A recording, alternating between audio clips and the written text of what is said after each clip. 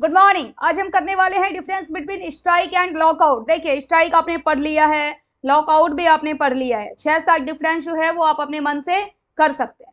आइए देखते हैं स्ट्राइक। अच्छा, स्ट्राइक किसके तरफ से होता है? एम्प्लॉइज, वर्कर्स के साइड से, ठीक है। और ये लॉकआउट कौन करेगा? एम्प्लॉयर्स, ठीक। देखिए स्ट्राइक में क्या है? A voluntary stoppage of work by employees. Voluntary का मतलब होता है आपकी इच्छा अनुसार। एम्प्लॉय चाहे तो काम कर सकता है और चाहे तो काम नहीं कर सकता है। एम्प्लॉय इसमें क्या करता है? स्टॉपेज ऑफ वर्क कर देता है। और लॉकआउट में क्या है? ये डेलिब्रेट होता है, जानबूझकर किया जाता है। Closing of the work place, कार्यस्थल जो है वही बंद कर देंगे। किसके द्वारा? एम्प्लॉयर के द्वारा, ठीक है। इनिशिएटेड बाय, स्ट्राइक जो है इनिशिएटेड बाय क्या होगा? एम्प्लॉयज या फिर इनका जो ट्रेड यूनियन है। और lockout initiated by employer. Strike में देखिए इसमें जो उद्देश्य है वो क्या होता है?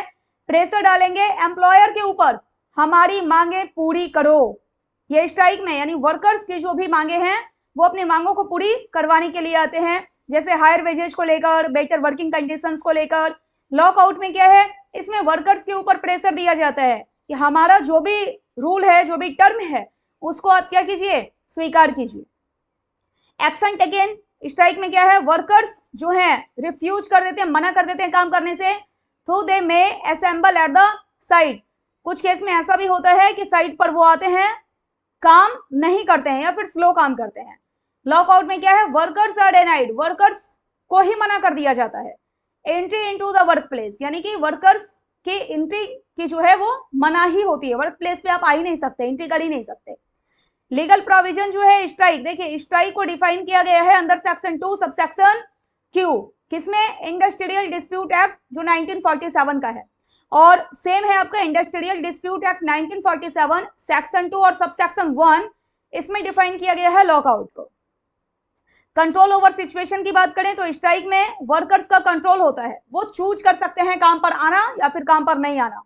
और लॉकआउट में क्या है? एम्प्लॉयर का यहां पर कंट्रोल होता है। एम्प्लॉयर कंट्रोल करते हैं सिचुएशन को bye setting operation. Trigger point आपका जो है इसमें स्ट्राइक में मेन, यानी कि स्ट्राइक का रीजन क्या होगा? डिससैटिस्फैक्शन होता है आपके वर्कर्स का, वेजेज को लेकर, वर्किंग कंडीशन को लेकर, ले ऑफ, और भी कुछ पॉइंट्स आपके हो सकते हैं। लॉकआउट में क्या है? लॉकआउट क्यों किया जाएगा? अगर आपके एम्प्लॉय प्रतिरोध कर रहे हैं, अपोज कर रहे हैं, स्लो काम कर रहे हैं, पेन डाउन है, टूल डाउन है, इंडस्ट्रियल अनरेस्ट है, इस कारण से लॉकआउट किया जाएगा। ऑपरेशन पर क्या इफेक्ट पड़ता है? ऑपरेशन पर तो दोनों का इफेक्ट देखा जाए तो सेम ही पड़ता है। इसमें भी आपका स्ट्राइक में भी वर्कर्स का भी लॉस होगा, मैनेजमेंट का भी लॉस होगा, और लॉकआउट में भी वर्कर्स का लॉस होता है और मैनेजमेंट का लॉस होता है। देखिए production halts due to absence of workers, production यहाँ पर बंद हो जाता है।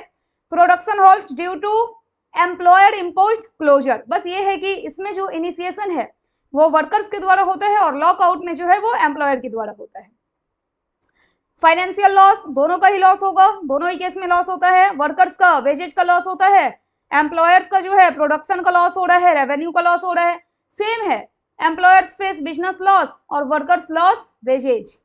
एग्जाम्पल के तौर पे अगर बैंक के एम्प्लॉयज, ये स्ट्राइक का है, bank employees go on strike for pension revision. Pension को लेकर के अगर कोई पॉलिसी आ गई है, उसके रिवीजन के लिए अगर कोई मांग कर रहे हैं तो स्ट्राइक पे चले जाएंगे बैंक के एम्प्लॉयज। और ये लॉकआउट क्या है आपका?